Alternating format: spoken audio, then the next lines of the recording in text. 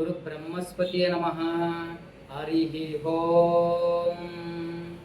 ನಮಸ್ಕಾರ ಪ್ರಿಯ ವೀಕ್ಷಕರೇ, ನಾನು ನಿಮ್ಮ ವಿಶ್ವಾನಂದ ಆಚಾರ್ಯ. ನಿಮ್ಮ ಮದುವೆ ದಿನಾಂಕಗಳು ಎಷ್ಟು ಅದ್ಭುತವಾಗಿ ಕೆಲಸ ಮಾಡುತ್ತೆ ಅಂತಂದ್ರೆ, ನಾವು ಮದುವೆ ಮಾಡಬೇಕಾದ್ರೆ ಯಾವ ಶುಭ ದಿನಾಂಕದಲ್ಲಿ ಮದುವೆ ಆದ್ರೆ ಯಾವ ರೀತಿ ಅದ್ಭುತ ಫಲಗಳು ನಮ್ಮ ಜೀವನದಲ್ಲಿ ಸಕ್ಸಸ್ ಮಾಡುತ್ತೆ ಅಂತ ಈ ಒಂದು ಸಂಚಿಕೆಯಲ್ಲಿ ನೋಡ್ತಾ ಹೋಗೋಣ ವೀಕ್ಷಕರೇ. ನಿಮ್ಮ ಮದುವೆ ದಿನಾಂಕ ಏನಾದ್ರು 2/11/2029 ತಾರೀಕಲ್ಲಿ ನೀವೇನಾದ್ರೂ ಮದುವೆ ಆಗಿದ್ದೆ ಆದ್ರೆ ಚಂದ್ರನಂತೆ ಸಮೃದ್ಧಿಯಾಗಿ ಪೂರ್ಣ ಚಂದ್ರನಂತೆ ನಿಮ್ಮ ಜೀವನ ಹಾಲಿನಂತೆ ಸಕ್ಸಸ್ ಆಗ್ತೀರಾ. ನೋಡಿ, 2 ಅಂತಕ್ಕಂಥದ್ದು ಚಂದ್ರಕಾರಕ.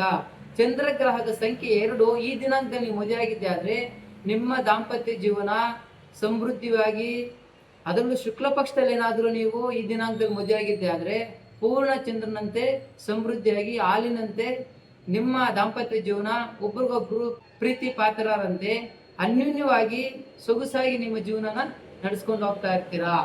ತುಂಬಾ ಚೆನ್ನಾಗಿರುತ್ತೆ.